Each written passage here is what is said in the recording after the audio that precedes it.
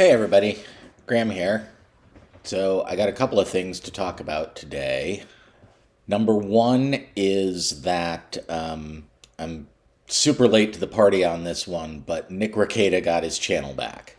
A bunch of stuff happened behind the scenes, and Nick's channel was restored, although he does seem to have a 2 week suspension.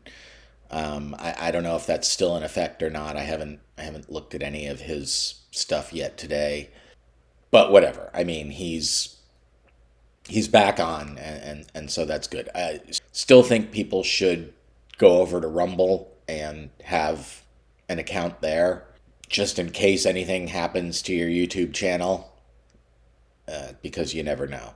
But that makes a double fail for this particular bully mob, because they tried to take down Kiwi Farms. They almost succeeded, but Kiwi Farms is now up. And so they failed on that one, and they failed to take down Rekieta.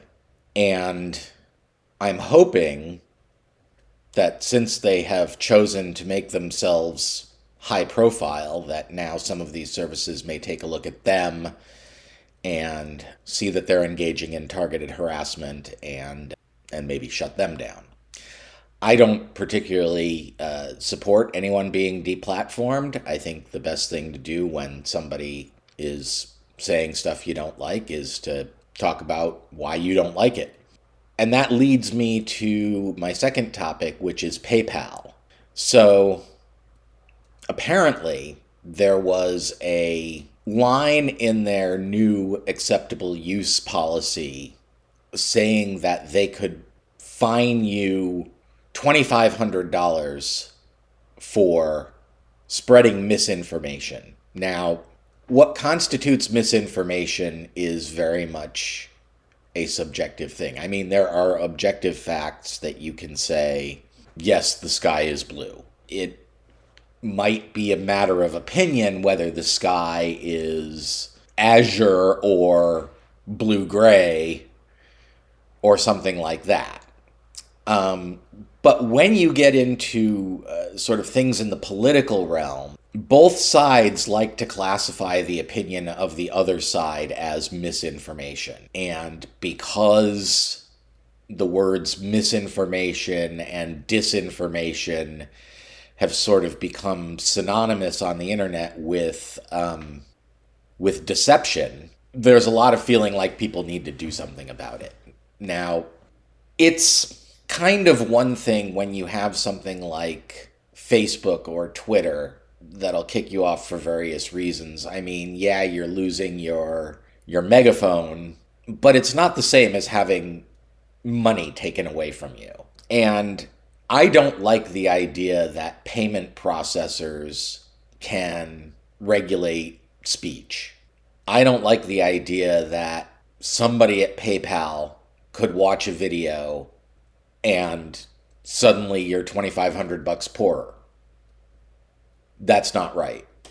And I don't honestly think that's what they're trying to do, but if a power exists, somebody's going to use it. That's just the way it is. That's just human nature. That's just the way things work. When you create a power, somebody will use it. And if you create this fine mechanism for misinformation with, let's say, the intention of cracking down on fraud, right? Like, I sell you a box of dirt and I tell you that I'm selling you a camera. That is a type of misinformation, but PayPal already has policies against that. But that may be the intent behind it. But at some point, somebody who has access to the enforcement of that policy is going to enforce it on the basis of their own opinion. And somebody's going to end up out some money, and that's it. And this is a step on the way to creating a Chinese-style social credit system. You will not be able to support yourself or use the money that you already do have if you are engaged in wrongthink. That's where this is going if it's not checked. So, what I think needs to happen is that payment processors, including things like PayPal, Venmo, which is owned by PayPal, Zelle, Cash App, even the credit card companies, need to be treated like public utilities and say that you cannot refuse service to anyone. So if somebody does something illegal using your service, you go after the person who did the illegal thing, not the service. And the service has no enforcement ability. That's what I think needs to happen. Now, I'd also like to see this done with social media companies, in particular Twitter, possibly YouTube.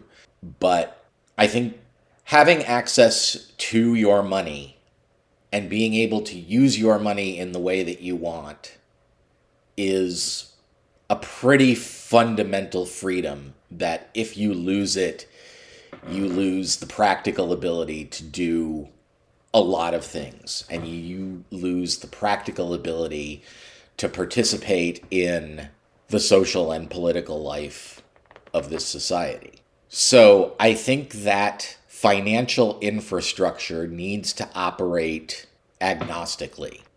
And if they think somebody is doing something wrong, they can notify the authorities. That's just what I think.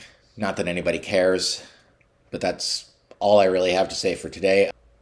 The Danny Masterson trial starts today, I believe. I don't think there's a live stream. If there is a live stream, I'll probably be watching it. I'm not gonna stream while I watch it because I have, actual, day job work to do.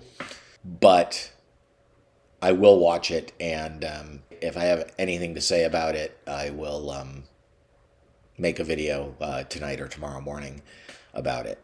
But I'm interested to know what's going on with the trial because Scientology is something that I've sort of kept an eye on casually over the years, and it seems like their lawfare activities are not working as well as they used to.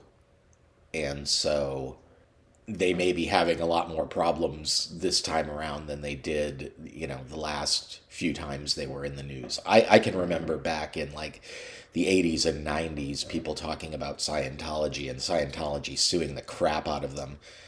And that doesn't seem to be happening lately. And I'm not sure why it is. It may be down to anti-SLAPP laws and things like that. But it doesn't seem to be working as well as it used to work.